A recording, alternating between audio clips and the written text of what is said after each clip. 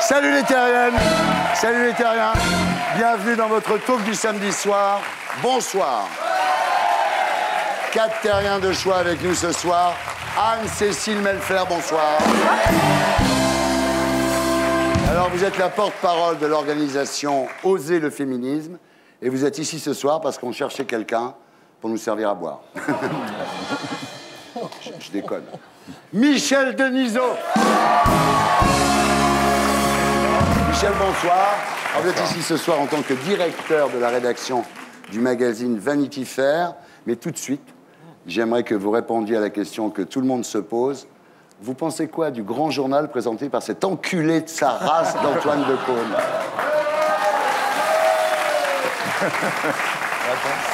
Florent Pagny. Vous êtes ici pour une bonne nouvelle. Depuis 6 mois, vous n'êtes plus le symbole de ces artistes égoïstes, fuyant la France pour raisons fiscales. Désormais, c'est Gérard Depardieu. J'ai filé ma place. Très bien. Et Patrick Sébastien. Alors Patrick, dans votre deuxième roman, Inéluctable, publié chez XO, le personnage se demande ce qui s'est passé dans sa vie pour qu'il devienne un serial killer. Et s'il avait trop regardé le plus grand cabaret du monde? Ou il a trop écouté les sardines. Peut-être. En P3, après Le Zapping et Gaspard Proust, nous accueillerons notre terrien du samedi 20h ce soir, Pierre Favre, l'ex-chanteur du groupe Punk et les Garçons Bouchers, devenus aumôniers du Secours catholique. Nous sommes ensemble sur Terre jusqu'à 20h25 avec les Gréments de Fortune.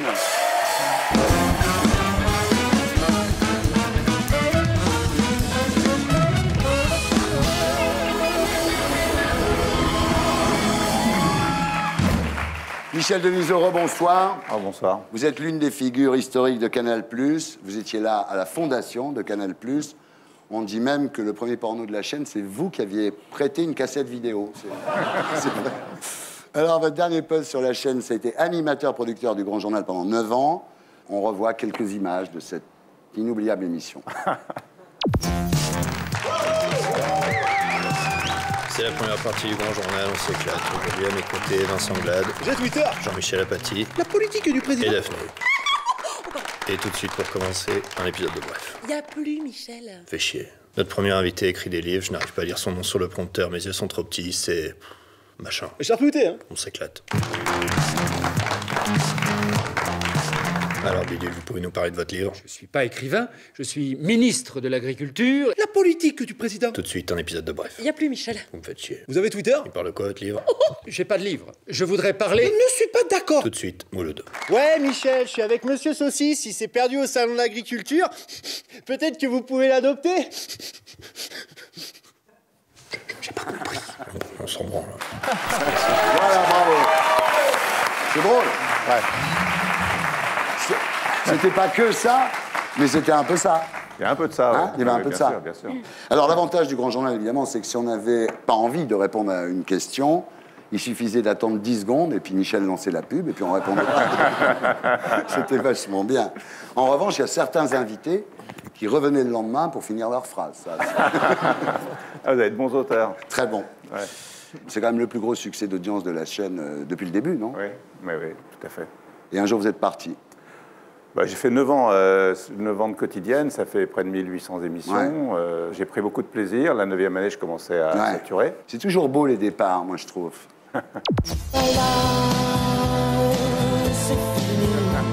Aujourd'hui ou demain, c'est le moment où j'aimais. Peut-être après-demain, je te retrouverai. Car c'est fini.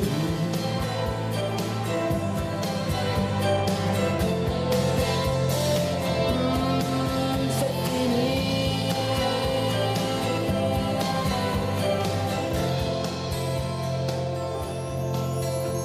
Voilà. C'est fini.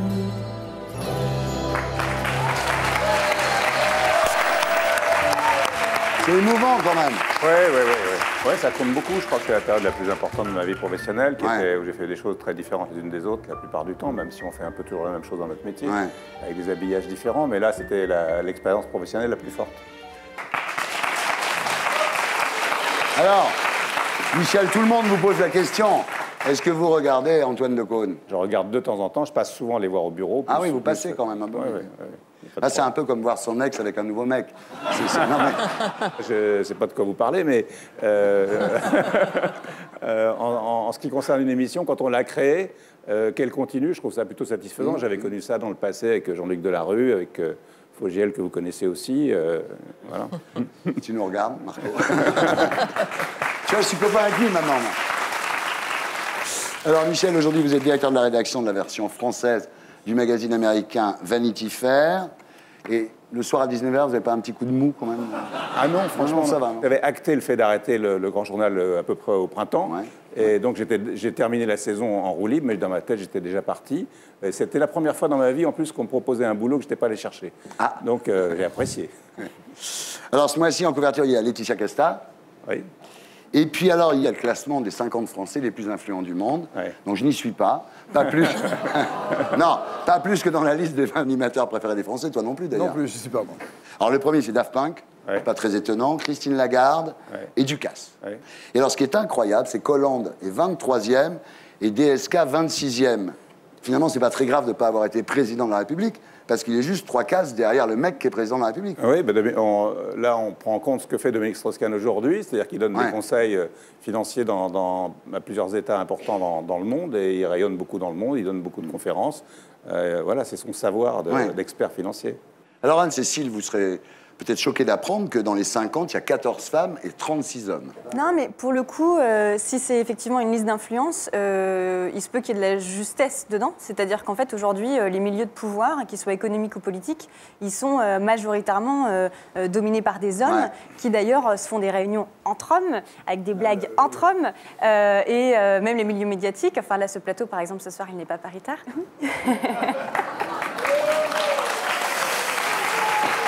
Non, alors, je vais vous dire quand même, dans le top 10, il y a 4 femmes et 6 hommes. Ah, c'est déjà mieux, ça. Non, c'est dans les 10 premiers, c'est bien. Non, mais en fait, si vous voulez, ce que je veux dire par là, c'est que les femmes, elles ont tout autant que les hommes des talents, des compétences, etc. Mais qu'il y a encore une espèce un frein à les laisser complètement entrer dans ces milieux-là. Et finalement, le monde continue à se gouverner par et pour les hommes. Alors, Michel, sinon, vous continuez à travailler sur Canal. Conversations secrètes, l'organisation des Césars, les 30 ans de la chaîne l'année prochaine, et puis vos chevaux de course. Oui. Alors, ils marchent bien, vos chevaux, ils courent bien, parce qu'il les a menacés de les vendre à Findus. En tous les cas, Michel, je vous le dis sérieusement, quand on sait d'où vous venez, vous avez une carrière incroyable, parce qu'en fait, votre père était garagiste, vous avez été orphelin à 5 ans, et tout ce que vous avez eu dans la vie, vous l'avez gagné. Et ça, j'ai beaucoup de respect pour ça, moi. C'est même la seule chose que je respecte vraiment. À Châteauroux, on l'appelait Moustique. En plus, il n'avait pas le physique, tu vois. Il était longtemps petit, Et puis victime aussi, comme souvent, de racisme social aussi. C'est ce qu'il y a de pire, le racisme social. Oui, j'ai connu ça, C'est bien. Merci. C'est bien. Et à 15 ans, Michel avait une certitude, il voulait devenir journaliste, comme une vocation extrêmement précoce, non? J'ai su ce que je voulais faire très tôt. Donc j'ai commencé à faire un stage dans un journal local à Châteauroux pendant les vacances. Et j'ai su que c'était ça que je voulais faire dans la vie, donc j'ai plus rien fait à l'école après, assez rapidement. Et tous les soirs, j'allais au journal et je travaillais, je faisais des premiers articles, j'étais content d'écrire mes premiers papiers, je faisais des photos, je faisais ce qu'on appelle les chiens écrasés dans la rubrique locale, enfin toute l'actualité. T'étais à Limoges après avec Claude François. Ouais, j'ai eu... Ça étonne, j'aime bien quand on dit ça, les gens ils font... Bah oui, parce que bon, c'est ta région, ça. Mais donc après, je suis allé, après le service militaire, je suis allé j'étais comme pigiste à Radio Limoges. J'étais journaliste agricole, parce que c'est la seule place qu'il y avait disponible. Donc j'ai fait le journal à 6h du matin. J'imagine, journaliste agricole, le mec, il avait un petit verre quand même, c'est bien. Et il y avait un mec qui s'appelait Claude François. Et le rédacteur en chef s'appelait Claude François.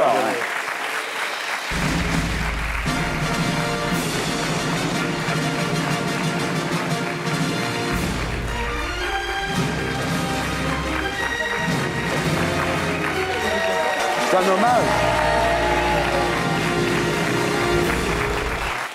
Anne-Cécile Melfer, rebonsoir. Donc vous êtes porte-parole de l'organisation Oser le féminisme, créé en 2009 pour lutter pour la parité en politique et l'abolition de la prostitution. Voilà. Et vous n'avez pas peur qu'avec une fille comme vous, les mecs deviennent féministes pour de mauvaises raisons, finalement? Parce que moi, je suis féministe, là, ça y est.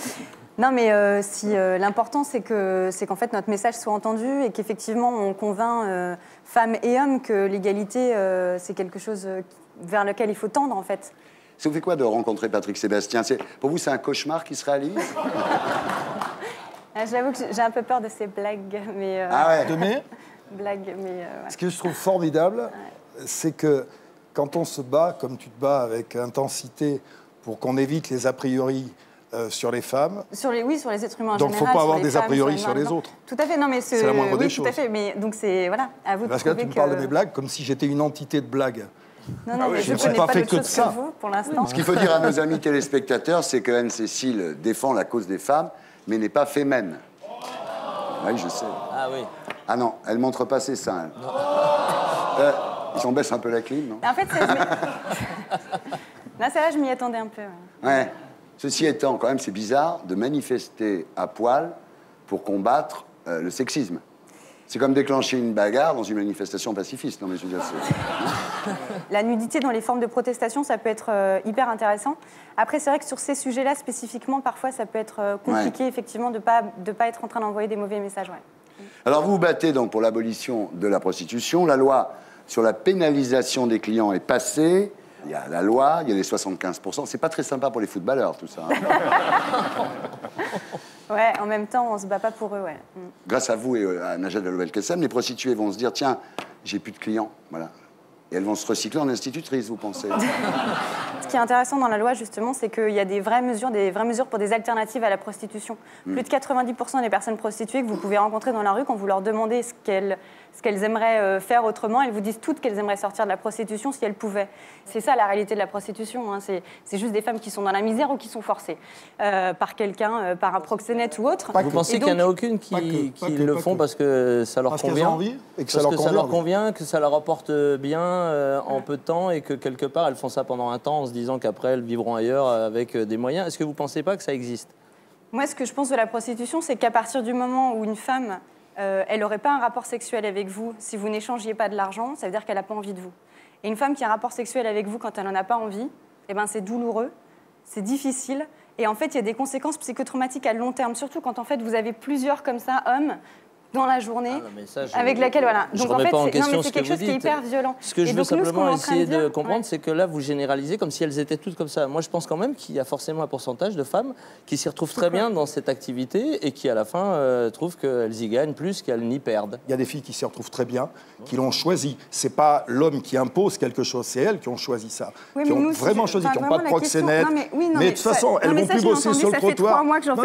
Elles vont plus bosser sur le trottoir, elles sont déjà sur Internet. Moi, ce qui m'intéresse aujourd'hui, c'est que pour la première fois, on fait prendre conscience aux hommes qu'ils ont une responsabilité dans les réseaux de traite, parce que quand ils consomment, quand il y a 80% des personnes prostituées qui sont victimes des réseaux de traite, c'est-à-dire qu'il y a 80% de clients qui consomment des femmes qui sont victimes des réseaux de traite, d'accord? Et quand elles ne sont pas victimes des réseaux de traite, c'est des proxénètes ou c'est de la précarité économique. Et donc faire prendre conscience aux hommes que ce qu'ils sont en train de faire, en fait, c'est participer à ça. Tu crois que cette loi va faire prendre conscience aux clients et qu'ils n'ont pas conscience depuis le départ qu'ils font vivre des proxénètes? Tu crois que c'est cette loi qui va leur en faire prendre conscience? Je crois qu'en tout cas, c'est une reconnaissance, c'est une manière de vivre ensemble. Depuis le début de ce débat, j'entends parler des politiques, j'entends parler des spécialistes. Les seuls à qui on ne demande pas leur avis, c'est les intéressés. Effectivement, c'est terrible de faire l'amour à contre-cœur. Où commence la prostitution? Où s'arrête-t-elle aussi? Par exemple, tu vois, quand, dans mon village, où il n'y a pas beaucoup de thunes, j'ai vu des dames donner leur corps pour un gigot à l'époque. Est-ce qu'on peut dire c'est des putes pour nourrir leurs enfants, en fait, etc. Moi, je suis pas en train de juger. Moi, je suis pas en train. Déjà, je sais pas. Enfin, voilà, une personne prostituée, pour moi, c'est pas. Il y a aucune. Elles n'ont aucune honte à avoir, d'accord. Par contre, oui, c'est un monde de misère, c'est un monde de violence, c'est un monde terrible. Ça ravage les femmes. Il faut en avoir conscience. Et aujourd'hui, les hommes, ils peuvent quand même. Enfin, voilà, des testicules, ça n'explose pas. Donc, tout va bien se passer si on n'a pas de relation sexuelle avec une femme. Voilà. Elle est marrante, hein. Elle est très sympa. Bon, juste une question. Est-ce que votre mec a le droit de regarder le foot à la télé? Mais déjà, pourquoi vous pensez que je suis hétéro? Ah. Mais c'est encore plus excitant.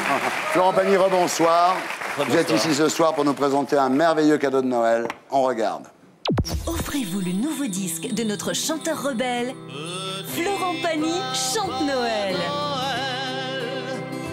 Quand tu descendras du ciel avec tes jouets par milliers, n'oublie pas que tu vas être imposé, parce que vendre des joujoux, c'est contrôle fiscal à tous les coups. Florent Pagny chante Noël. Parce que même à Noël, vous n'aurez pas ma liberté de penser. C'est marrant. C'est vieux. Ceci étant, vous avez été un précurseur quand même. Et moi, j'ai subi la situation. J'étais jusqu'au procès, j'ai gagné mon premier procès, ils ont fait appel, j'ai gagné l'appel, et puis ça s'est arrêté là. Vous avez inspiré une chanson formidable.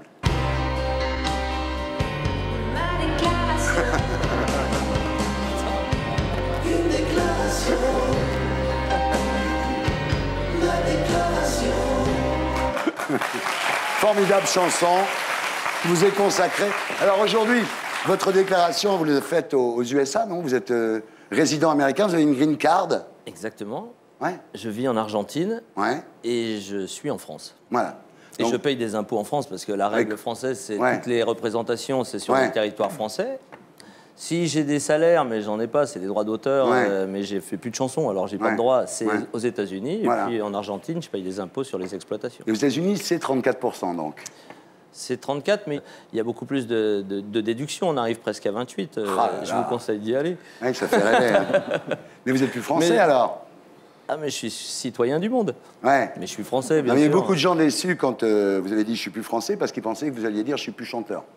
Moi, je suis français. De toute façon, je serai toujours français. Ouais.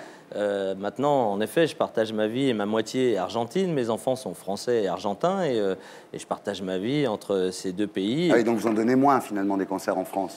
Non, pas forcément. D'ailleurs, comme quoi, il faut faire attention quand on vote. Hein. Quand on vote quoi? Bah, quand on vote pour Hollande, voilà, on a moins de Pagny maintenant. Voilà, tant pis pour eux. Les gens regrettent. Alors, quand vous faites The Voice, par exemple, l'argent que vous touchez là, c'est en France. C'est imposé en France. C'est un contrôle fiscal, là. La représentation est en France, je paye en France. Ah oui, d'accord. Ils vous demandent beaucoup de conseils, les candidats de The Voice, en défiscalisation, beaucoup. Bon alors, on passe aux choses sérieuses. Ah, là. merci. Vous êtes ce soir ici pour un nouvel album, ça s'appelle Vieillir avec toi, qui s'est retrouvé être en tête des ventes dès sa sortie et qui est déjà double platine. Alors, mais le disque, on peut l'acheter en liquide, non? Mais attends, le disque, tu peux le piquer même, tu l'achètes pas. On peut le télécharger. Bien sûr. Illégalement, voilà, comme ça. Parce que lui, après, ça lui fait trop. Mais non, avec les poches que j'ai, moi, c'est jamais trop. J'ai des poches trouées, donc tout va bien. Alors, l'album cartonne vraiment. C'est là qu'on voit que le vrai gagnant de The Voice, c'est le jury, finalement, non? C'est pas un jury. On est des coachs, on fait un jeu. Ah, vous faites ça très bien. Vous êtes le sage, tout, le mec qui sait. Même moi, je m'y attendais pas à être le sage, dis-moi. Ouais, vous êtes le sage. Mais bon, je me suis Florent Pagny est dit, quand même, un truc tous les samedis soirs sur TF1, t'as pas intérêt à parler de trop non plus. Hein. Donc, vas-y, mets-la un peu en veilleuse, parce que moi, je suis plutôt bavard. Ouais, c'est pour ça qu'on vous aime. Non, il y a un truc quand même qu'il faut dire. Vous avez un truc que les autres n'ont pas. Vous, sérieusement, vous avez une voix incroyable. La nature a été très gentille avec moi, elle m'a fait un don, plusieurs même, parce qu'il n'y a pas que la voix, il y a aussi l'oreille, c'est un peu les deux. Et bah oui, parce que pour arriver à chanter juste, il faut bien entendre. Oui. et c'est vrai que j'ai ce truc qui, depuis l'âge de 10 ans, m'accompagne. Vous chantiez, quand vous étiez petit, Mexico, vous chantiez du Luis Mariano, chantais, La Belle de Cadiz. Dès que ça chantait un peu, oui, je vous vois venir, mais dès que ça chantait un peu, je chantais. Ah, merci. Ah non, j'en peux plus. Attention, on regarde à quoi ça ressemble.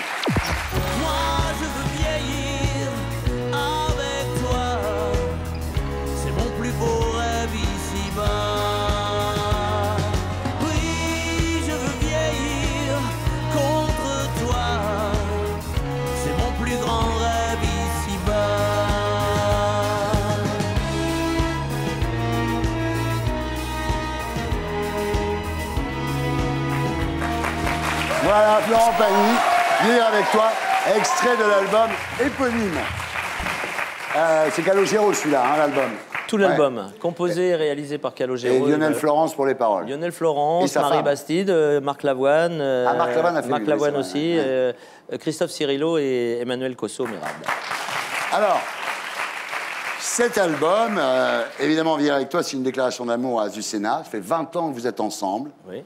Et vous dites, quand vous en parle, ça va durer. Vous dites, j'ai l'impression de l'avoir rencontré le mois dernier. On a de la chance tous les deux de s'être retrouvés et d'être vraiment complémentaires et de voir 20 ans passer comme si c'était pas passé. C'est génial. Ouais. Alors, avec Azucena, les 2 enfants, un cas est à elle et un cas va avoir 18 ans. L'année prochaine, il va pouvoir vous faire un procès pour le prénom, je pense. Non, il en est très content de son prénom. Les gens ne se moquent pas de lui, non? Non, non, t'inquiète pas, grand et beau comme il est, personne ne se moque de lui. Ah, d'accord. Alors, on va rester dans la musique. On va faire un blind test, mais tout le monde peut jouer, vous aussi. Vous aussi, tout le monde peut jouer. Alors, le thème du blind test, vous ne serez pas surpris. C'est les chanteurs qui ont eu des problèmes avec le fisc. C'est pas vrai. Je sais pas pourquoi. Attention, Didier. C'est l'amour. La Lane. Paul Naref. Bravo, voilà.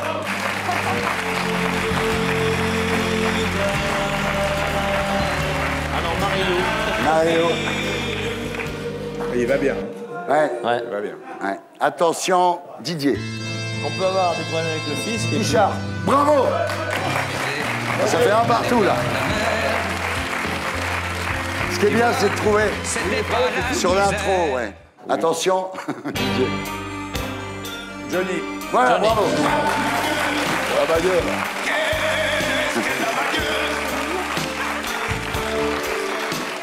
Il a été obligé de payer 100 millions au fisc. Hein.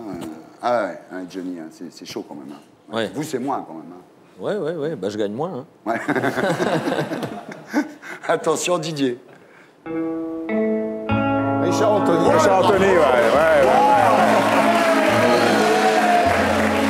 Ça, faut le savoir. Il avait eu d'ailleurs beaucoup d'humour à l'époque dans le carnaval. Il sortait de prison, il était venu faire l'émission avec l'habit de prisonnier avec le boulet et tout.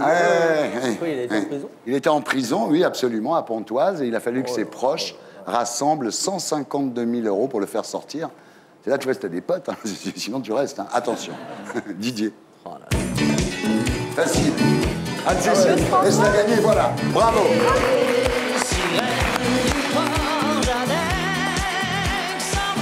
Non mais, nous on laisse gagner les filles. Ça l'énerve, ça, oui, regarde. On continue, Didier. Alain Barrière. Alain Barrière. Oui. J'adore cette chanson. J'adore cette chanson. Ah, j'en ai dit des je t'aime. Allez hop. Oui. Didier. Michel. Fouet. Fouet. Voilà. Attention, Didier. Cochiante. Ouais. Ouais. Lui, il est italien aussi. Sébastien nous fait un Laurent Baffy. Non, mais pas de mérite. À l'époque, je l'avais en première partie. Donc en fait, il y a aucune... En fait, il n'y a aucune femme chanteuse qui a eu des problèmes. Non, bah non, les femmes, non. Elles payent leurs impôts, elles sont parfaites. Non. Didier. Khaled. Enrico. Khaled. Non, pas Khaled. Enrico Macias. Enrico. C'est pas Enrico? Qui? Enrico Macias. Non. Bruel. Bruel.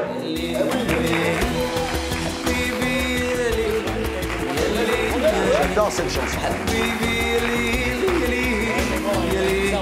Il y a une enquête sur sa société, le montage. Comment ça s'est pas su? Montage financier de sa société. Il n'a pas été condamné. Attention, Didier. Et voilà, la boucle. Et voilà. Ma liberté de penser. Alors, c'est vrai que pour l'anecdote, c'est ma plus grosse chanson. C'est ça, c'est formidable. Ouais. Alors moi, je suis ma plus grosse vente de single. Ah ouais. Ouais, c'est la plus grosse vente de single, et c'est vrai que je dois être le seul de ce sujet-là à s'en sortir, à même gagner de l'argent. Ah oui, avec les chansons sur les impôts. Bravo. Ça, Patrick Sébastien, rebonsoir.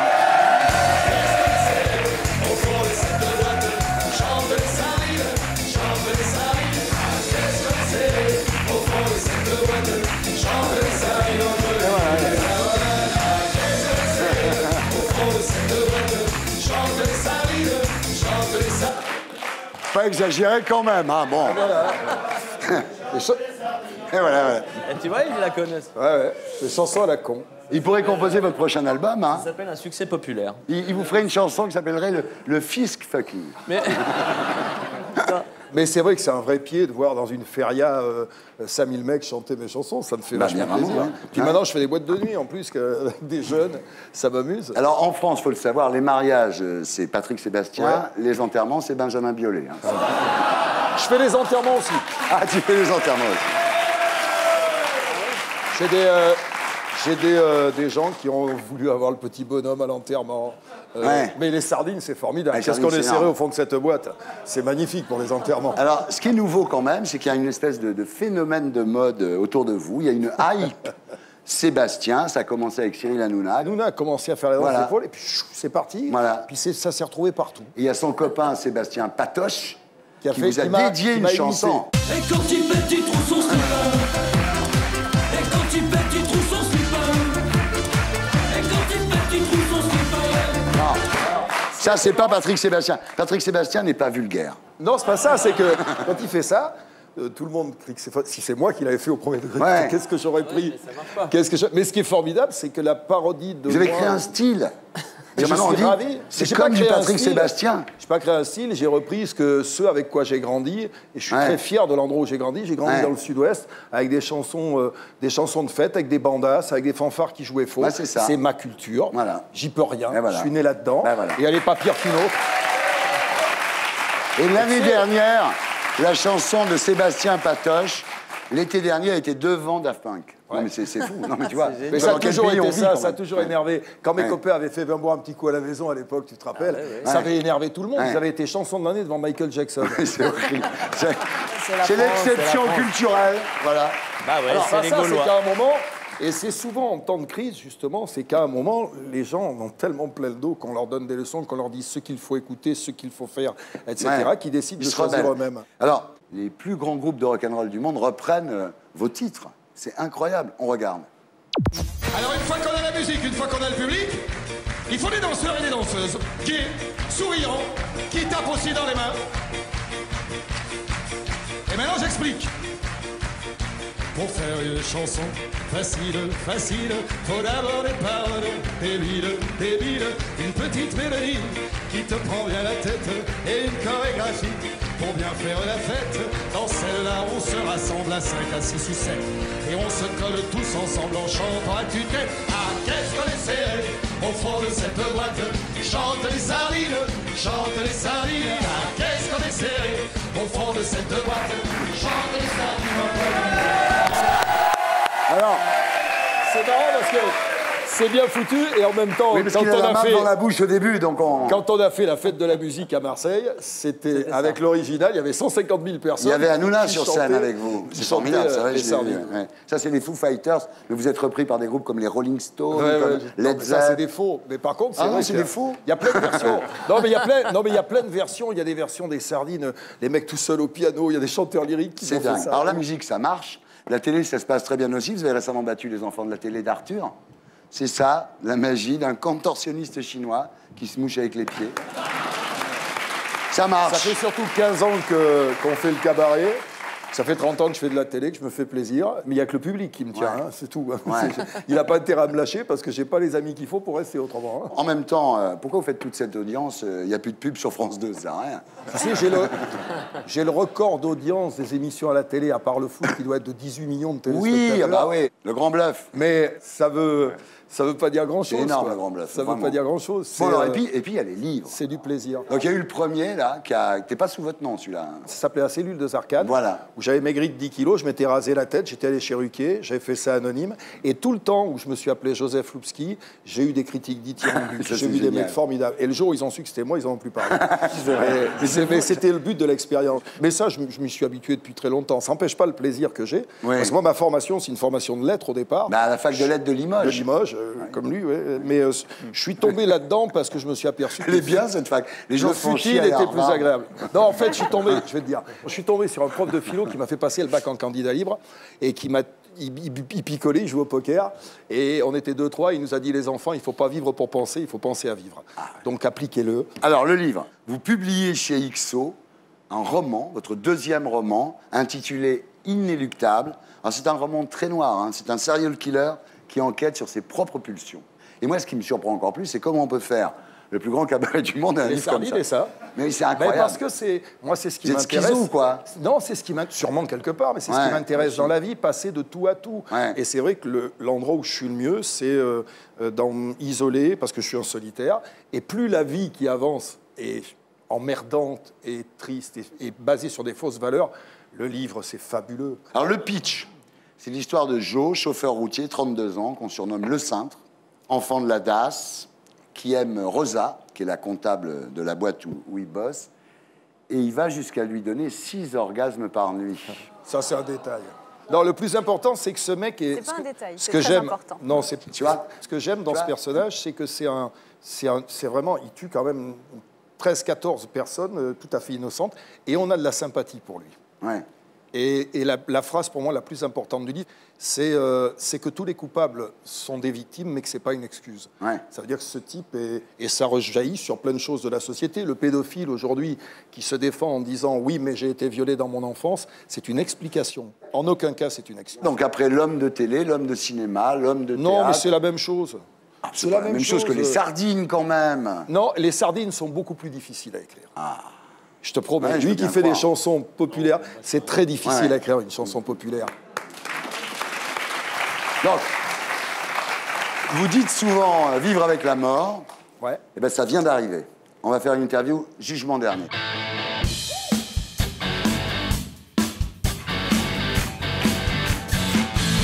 T'es prêt pour ton jugement dernier, mon petit? Tout à fait. As-tu déjà été arrêté et condamné par la justice? J'ai eu quelques petits démêlés avec... Qu'avais-tu fait, Patrick? On dirait Jean-Luc Reichmann. Ah, il y a un flic qui m'a arrêté et puis il faisait du zèle. Alors j'ai dit, quand tu vas rentrer, tu vas dire ça à ta femme, ça lui fera plaisir. Il m'a dit, c'est pas mon genre. J'ai dit, tu diras ça à ton mec. Alors insulte un genre.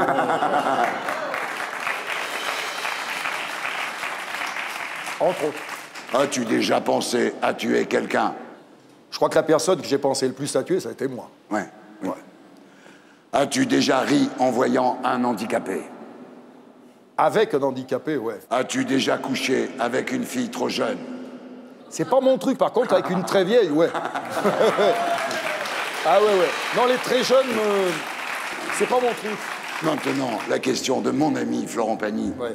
As-tu déjà dissimulé de l'argent au fisc? Pour l'instant, non. Ah ouais? Pour l'instant, je dis pas que je vais pas m'y mettre à force. As-tu déjà piqué la femme d'un ami? Ah non, ça c'est sacré. As-tu déjà profité de ta célébrité pour draguer une femme? Non. Mais c'est elle qui en profite. Non. C'est pas du tout le même truc. Florent le sait par cœur. Mais moi, j'ai rien à voir. Moi, j'ai la même femme depuis 20 ans. La vraie question pour nous, c'est quand quelqu'un vient vers nous, c'est de se dire, mais est-ce qu'elle vient pour mon affiche ou est-ce qu'elle vient pour... Ça, c'est éternel. Toi, elle vient pour les 6 orgasmes par nuit. C'est éternel. As-tu déjà frappé un paparazzi? Oui. Et à refaire, je le referai. J'irai même plus loin. J'accepte pas que des paparazzis viennent aux enterrements. Ah ouais. Me faire gauler avec une copine ou avec n'importe quoi, je m'en fous. Ouais. Mais l'enterrement, pour moi, c'est sacré. Et effectivement, ça m'est arrivé. Et j'ai demandé d'ailleurs à mes copains, si jamais un paparazzi s'approche de mon cercueil, ou soit dans les parages, de leur emplâtrer la gueule, et ça sera avec plaisir. Ouais. Je suis pour la justice sauvage dans ces cas-là. Patrick, fais très attention à ce que tu vas répondre, parce que Anne-Cécile Melfer est à côté de toi. Il le sait, Dieu, il sait tout. As-tu déjà frappé une femme? Non. Ah, ça tombe bien. Mais si elle continue à m'énerver, ça... Alors, faut faire gaffe parce qu'en fait, à oser le féminisme, On fait des cours de self-défense féministe. Donc, En fait, vous expliquez que vous pouvez taper les hommes. J'ai parlé de self-défense. Oui, c'est ça. J'ai pas parlé d'attaque. Oui, oui, non, mais vous pouvez vous défendre et taper un homme. Voilà, en même temps, vous avez le droit. Vous avez le droit, vous, de taper les hommes, mais nous, on n'a pas le droit de taper les femmes, c'est vrai. Si on nous attaque, c'est comme ça. Et nous accueillons notre terrien du samedi 20h ce soir, Pierre Fabre. Bonsoir. Dans les années 90, vous étiez le chanteur star du groupe Les Garçons Bouchers. Succès, alcool, drogue. Vous avez traversé la première partie de votre vie comme un fou furieux. Et puis un jour, le sida a frappé votre femme. C'est là que vous avez retrouvé la foi. Aujourd'hui, vous êtes bénévole au Secours catholique. Eh oui, vous nous raconterez votre histoire à 20h. J'accueille maintenant Gaspard Proust pour « Elle est pas belle, la vie ?»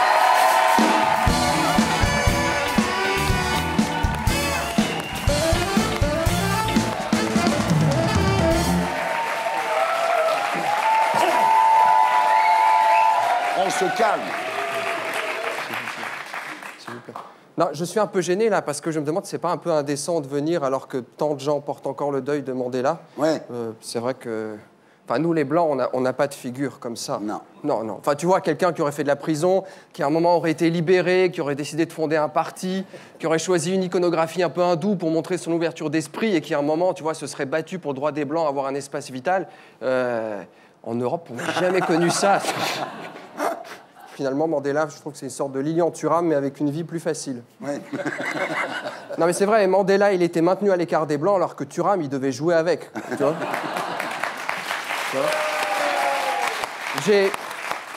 comme tout le monde, j'ai regardé la cérémonie. Les organisateurs ont espéré du beau temps, et puis Hollande est arrivé. Non, forcément, là-bas, on l'appelle pas Monsieur le Président, mais Monsieur Mousson. Tu sais, c'est... Enfin, ils sont un peu cons. Ils auraient dû organiser les funérailles dans le désert de Namibie avec Hollande. Ils remplissaient les puits pour 3 mois. C'est vraiment... c'est mal choisi. Alors, quelques couacs à la cérémonie, Obama a été traduit par un type qui ne maîtrisait pas le langage des signes. Moi, j'ai remarqué tout de suite. Hein. Il faisait des fautes d'accord en passé simple et plus que parfait. Parce que quand tu fais ça, alors que c'est ça pour la conjonction de subordination, tu te dis, va faire de la circulation au carrefour, connard. Mais, ceci dit, on dit Mandela est mort, mais j'ai envie de dire, est-ce qu'on en est sûr? Parce que moi, j'ai réfléchi. Tu vois, le jour de sa mort, son biopic sortait en Angleterre. Ouais. Moi, je connais un peu les attachés de presse. Tu vois, on dit qu'un tel est mort, et bam, on le retrouve aux Enfoirés ou chez Sébastien. C'est politique nationale. Oui, en ce moment, après la Bretagne, la région qui fait beaucoup parler, c'est la Centrafrique.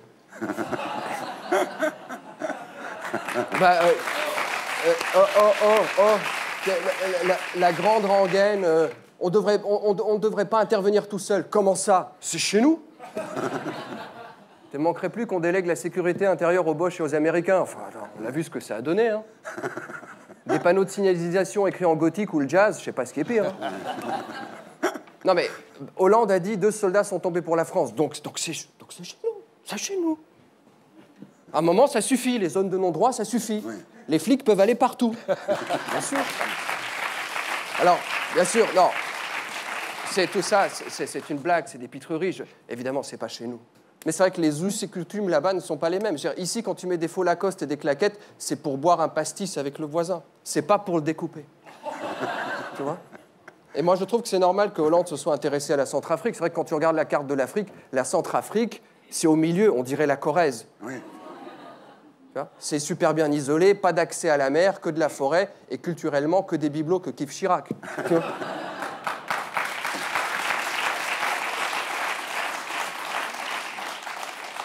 Bon, il y va, on sait que c'est pour se faire applaudir. On sait bien. Tu sais, on dirait Mireille Mathieu, quoi. Tu sais. Dès qu'il dépasse la frontière, il fait un carton. Bon, il y allait doucement, prudemment. Le mec, il est venu, il n'est pas sorti de l'aéroport. Bon, c'est comme si tu prenais la ligne 1 du métro, tu t'arrêtes à la Concorde, tu dis bonjour au clochard, tu remontes dans le tram, tu arrives à Neuilly et tu dis putain, la Concorde, ça craint. Hein.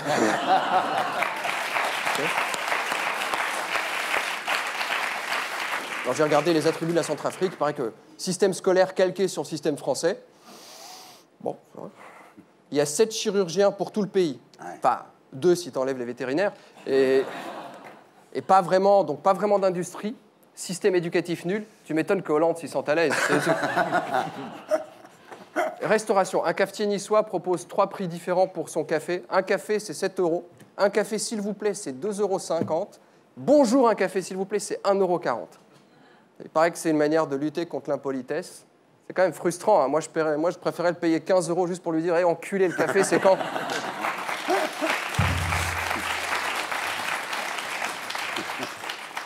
Érotisme. Jean-Claude Masse. Tu sais, l'inventeur du nichon qui sécrète de l'huile de vidange. Bon, lui, c'est à croire, il n'a pas inventé une prothèse, mais un sextoy pour les partouzards qui bossent chez Feu Vert ou Speedy. Économie. Héros est parti en Chine pour vendre de l'énergie nucléaire. On aura vraiment tout vu. Hein. Héros qui vendent de l'énergie.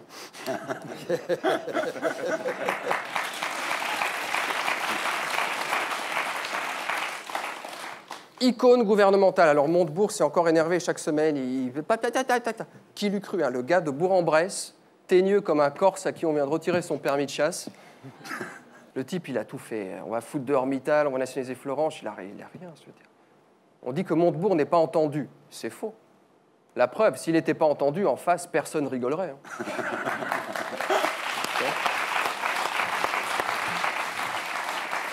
Coupe du Monde 2014, ça a été le fameux tirage. Alors, une compétition qui aura une valeur de test politique pour Taubira. Bah, on verra si le programme de réinsertion des délinquants fonctionne. Bah, cette Coupe du Monde, c'est une chance, surtout pour Ribéry. C'est quand même au Brésil, le pays de la chirurgie esthétique. Vas-y, tu sais. En fait, l'équipe de France, elle va pas être en concurrence avec les autres équipes, mais juste en concurrence directe avec les matchs de sortie de bureau sur les plages de Copacabana. C'est là que ça va jouer, tout ça. Alors, le groupe est intéressant. Équateur, Honduras, Suisse. On dirait l'itinéraire des stupes.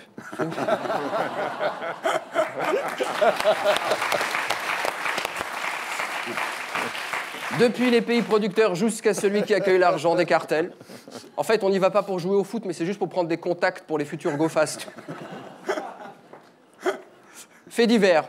La crise nous amène à quelques actes sordides. Récemment, des mecs qui ont un passé dans l'effraction au vol de scooter ont kidnappé une chèvre, ils l'ont tuée, ils l'ont passée au barbecue. Alors, on sait tout ça grâce à l'ADN des prévenus qu'on a retrouvés entre les pattes de la bête. Ça peut se comprendre. C'était une chèvre angora, c'est vachement doux. Non, mais au moins, avec une chèvre, la seule MST que tu peux choper, c'est un rhume des foins. Oui, faut être pragmatique. Bonne nouvelle. Ah. Oui, l'État efface la dette de 4 millions de l'humanité. Ah, bah, du coup, j'ai acheté l'Humanité. C'est aussi un peu mon journal, du coup. Alors, en feuilletant le journal, j'ai compris pourquoi ils avaient une telle dette. Ouais. Le seul annonceur que j'ai trouvé dans le numéro de mardi dernier, c'est la SNCF pour annoncer la grève. Pas belle la vie? C'était Castor Proust. Je vous retrouverai ici la semaine prochaine.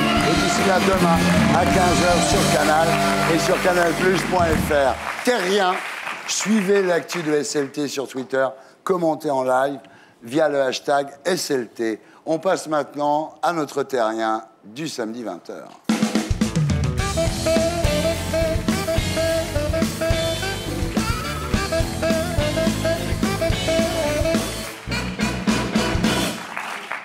Pierre Fabre, rebonsoir. Vous êtes né à Lyon le 13 juillet 1960. Père cuisinier, mère femme au foyer. Et 2 frères, un plus grand, un plus petit. Le soir, vous vous retrouvez dans un 3 pièces sous les combles, dans un vieil immeuble rue de la Charité, et vous écoutez votre grand frère réciter ses leçons, ce qui fait qu'à 6 ans, quand vous entrez à l'école, vous savez déjà lire, écrire et compter. Oui, c'est vrai, oui. Alors, le problème, c'est à la naissance de votre petit frère, quand votre famille déménage dans la banlieue lyonnaise, à Tassin-la-Demi-Lune, et là, le changement d'école est catastrophique pour votre scolarité. Oui. En fait, c'est tout con, mais j'avais appris à écrire avec un stylo à billes et je me suis retrouvé dans une école où on écrivait à la plume, avec des plumes sergent-major, et là, ça a été la cata, quoi. Alors, vous finissez par perdre vos cheveux par plaque tellement vous êtes traumatisé par cette histoire. Évidemment, vos notes s'effondrent, et le soir, vous piquez les veines avec la plume. Oui, je voulais mourir, oui. Ah ouais. Oui, j'ai chopé la pelade, en fait. J'avais un instituteur qui s'appelait Monsieur Novelle. Et il nous tapait sur les doigts quand on avait des mauvaises notes avec sa règle. Là. Ouais, je vois le genre, Voilà, il est un peu vicelard, quoi. Alors, à l'époque, donc, vous allez au catéchisme, vous faites votre première communion, vos parents vous envoient à la messe, mais enfin, ça vous gave. Vous y croyez pas? Non, non, non. Et puis j'avoue que quand on allait à la messe avec mon frère aîné, on allait acheter des bonbons avec les sous de la quête. Alors, avec les filles, ça se passe pas très bien, parce que, évidemment, vous êtes chauve à cause de cette pelade assez jeune, et vous êtes couvert d'acné. Pensez à un moment que vous alliez rester vierge pour le restant de vos jours. Bah, plus les années passent, plus on se pose des questions. Ouais, bien sûr. Et là, vous rencontrez un couple très sympa, Robert et Pascal, un couple bien déjanté. Alors, c'est vin blanc à ligoter et pétard. Ils m'ont fait découvrir plein de choses. Ils m'ont emmené au bord de la mer. J'avais jamais vu la mer, donc j'ai découvert la mer. On a fait la fête. Et c'était vraiment des amis précieux. Et c'est là que vous commencez à passer du trip baba à la punk attitude, avec le cuir, les clous, les Doc Martens, les crêtes de toutes les couleurs. Enfin, En fait, je suis allé voir un concert contre la police. C'était Rock Against Police. Ouais. Et là, j'ai flashé sur une bande de punk. En plus, les filles étaient magnifiques. Ouais. Donc, je me suis dit, il y a peut-être une ouverture. Parce que moi, j'avais toujours pas rencontré de filles. Hein, donc, ça commençait à devenir pesant. Là, vous goûtez aux amphètes et à l'acide. Bah, en fait, on fait un peu comme les copains. Et puis, un jour, c'est le drame. Pascal, donc, à qui vous venez de refuser d'être son témoin de mariage avec Robert, se fait renverser par une voiture. Et là, vous étiez très attaché à elle. La mort de Pascal vous pousse dans le no futur. En fait, oui, quand vous venez d'avouer à votre copine, une amie, que vous ne devez pas être son témoin de mariage parce que vous ne vous sentez pas bien, et qu'une demi-heure plus tard, elle se fait renverser par une voiture, bah déjà, qu'elle décède dans la nuit, vous vous dites que vous êtes un salaud, et on porte quelque chose en soi de pas cool, quoi. Alors, à partir de la mort de Pascal, votre marginalisation s'accélère. Vous devenez complètement destroy. Même vos copains ne veulent plus vous héberger. Donc, et vous habitez dans une vieille DS-19 abandonnée. Et pour manger, il vous arrive de n'avoir que des croquettes pour chat. En fait, avec du vinaigre, c'est pas mal. Vous dites, ça tient encore. Oui, c'est moins fait, sec. Avec du vinaigre, c'était plus tendre. Ouais. Mais ça se mange. Et puis là, vous quittez Lyon pour Paris. Vous rencontrez des groupes de punk qui zonent du côté d'Enfer Rochereau. Vous changez votre nom, vous devenez Sapu. Et en fait, j'avais l'impression que personne m'aimait, puis donc je trouvais que Sapu, ça me correspondait. Alors là, vous passez vos week-ends dans des squats à délirer sous acide, et vous mettez à écrire des chansons. Genre, j'aime pas les bébés, on est laid, enfin des trucs punk, quoi. Ouais. Hein? Oui, qui ont eu leur succès aussi. Ouais. Vous créez un groupe qui s'appelle les Bébés Doc en hommage à Duvalier. Oui, mais bon, c'était un humour un peu grinçant. Un peu punk. C'était très punk, voilà. Et c'est là que vous rencontrez François Hadji Lazaro, qui est le leader du fameux groupe Les Garçons Bouchés, et vous devenez amis. Et en fait, quand j'étais sous au bar, je chantais mes petites chansons, ça les faisait beaucoup rire, et donc on est devenus copains comme ça. Et voilà. Lors du réveillon du 31 décembre 1986, vous faites une deuxième rencontre majeure dans votre vie, c'est Géraldine. Elle a 17 ans, et là, c'est une passion tout de suite, quoi. Il faut dire que pendant tout ce chemin de vie auparavant, j'avais rencontré 2 nanas, donc j'avais eu 2 expériences sexuelles, c'est tout. Et là, je tombe sur une nana dont j'étais pas très à l'aise, bien sûr, et au moment de se fêter la bonne année, au lieu de se faire une bise classique, on s'est roulé les pelles. Et voilà. C'est un peu la Belle et la Bête, on peut dire, non? Ah oui, tout à fait. Ouais. Là, j'ai découvert des mots barbares, le mascara, enfin des trucs... je savais même pas que ça existait. Et puis un jour, Géraldine vient de fêter ses 18 ans. On découvre qu'elle est porteuse du virus du sida. Vous aussi. Vous dites, je ne suis pas déçu, j'aurais tant souffert de ne pas partager cette horreur avec elle. J'étais content, oui, de partager ça avec elle. Et puis ça nous a liés, en fait. Et voilà. On a commencé un nouveau chemin, un chemin de maladie. Alors, ce que vous découvrez aussi, il faut le dire, c'est que vous avez été contaminés l'un et l'autre avant votre rencontre. Voilà. Donc vous n'êtes responsable de rien, elle non plus. Voilà, elle, lors de ses premiers rapports amoureux à 15 ans, et moi, une des 2 nanas, malheureusement... Mais on ne sait pas de peau, parce que 2 nanas, une séropos, c'est... Non, mais elle non plus n'avait pas de peau. En 1989, le chanteur des Garçons Bouchés, donc Eric Blitz, quitte le groupe, et là, François Hadji Lazaro vous demande de le remplacer, et là, la même année, vous vous mariez avec Géraldine. Oui. Peut-être pour conjurer le sort.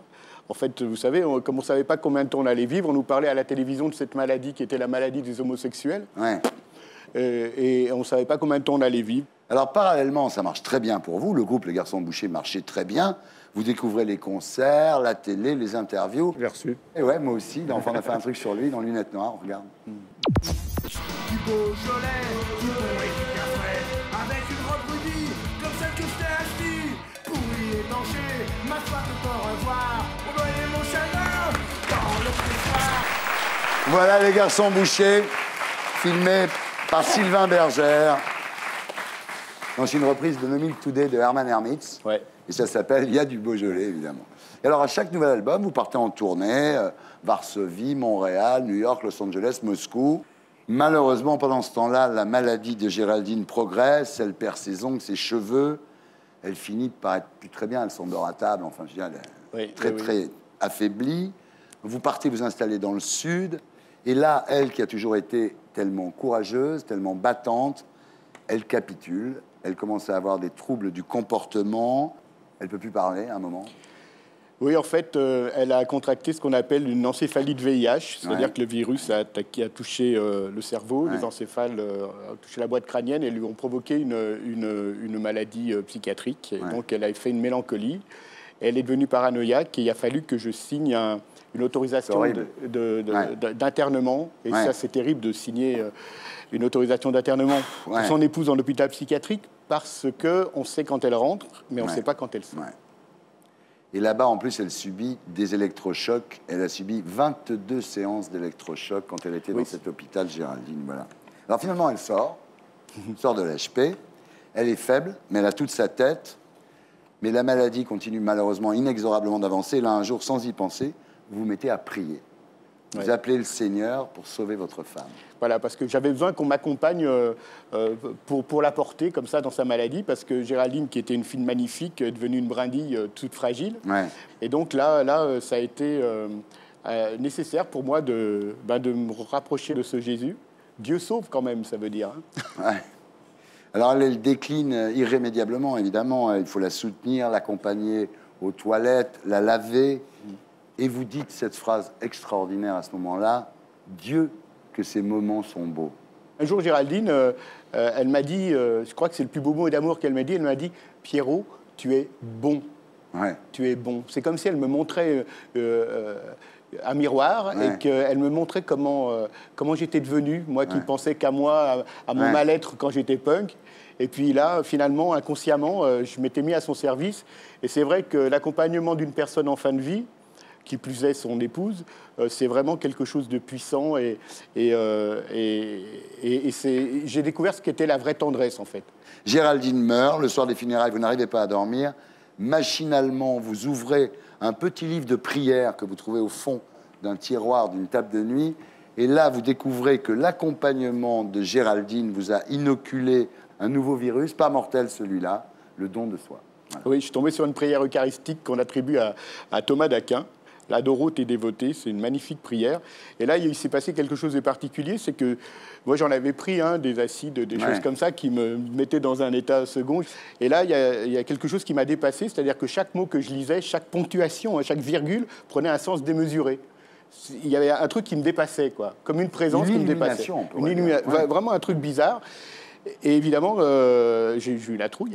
Je me dis, ça y est, je pète un plomb, ma femme est morte. Et en fait, ce qui s'est passé, c'est que le lendemain, en fait, c'est un peu... voilà, quand on aime le chocolat, on y retourne. Et donc, le lendemain, j'y suis retourné et c'est devenu une passion. J'ai découvert ce que c'était que la lecture, en fait. Et vous devenez bénévole à plein temps au Secours catholique. Vous mettez votre vie au service des autres.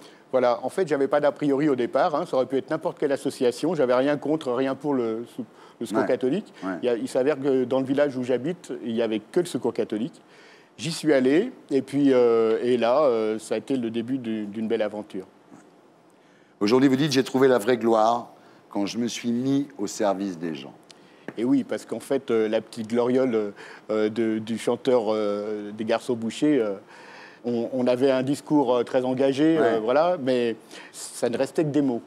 Et là, j'ai pu enfin poser des actes sur des mots. C'était vraiment une évolution. C'est quoi votre quotidien aujourd'hui? Vous faites quoi pour les autres?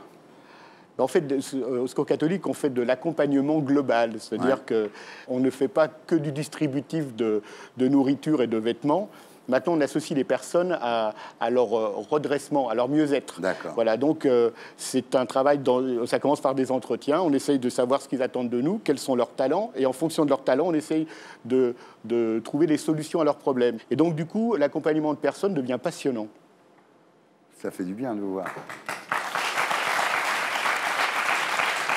Voilà, c'était Salut les Terriens, votre talk du samedi soir, avec Anne-Cécile Melfer, porte-parole de Oser le féminisme, Michel Denisot, directeur de la rédaction de Vanity Fair, et puis Conversation secrète, bientôt sur Canal. Merci d'avoir été avec nous, Michel, merci beaucoup. Florent Pagny, son nouvel album s'appelle Vieillir avec toi. Patrick Sébastien, pour Inéluctable, chez XO Éditions. Et Pierre Fabre, merci pour votre témoignage. Je vous signale la sortie en édition limitée de 1000 exemplaires numérotés à la main du manuscrit original du Mépris de Jean-Luc Godard, dont on fête les 50 ans de la sortie en salle. C'est aux éditions des Saints-Pères. Merci à tous ceux qui m'ont aidé à faire cette émission. Je vous laisse avec Roland. Rendez-vous ici la semaine prochaine. Et d'ici là, sur canalplus.fr, avec en bonus le top des vannes et Gaspard Proust. Salut les Terriens.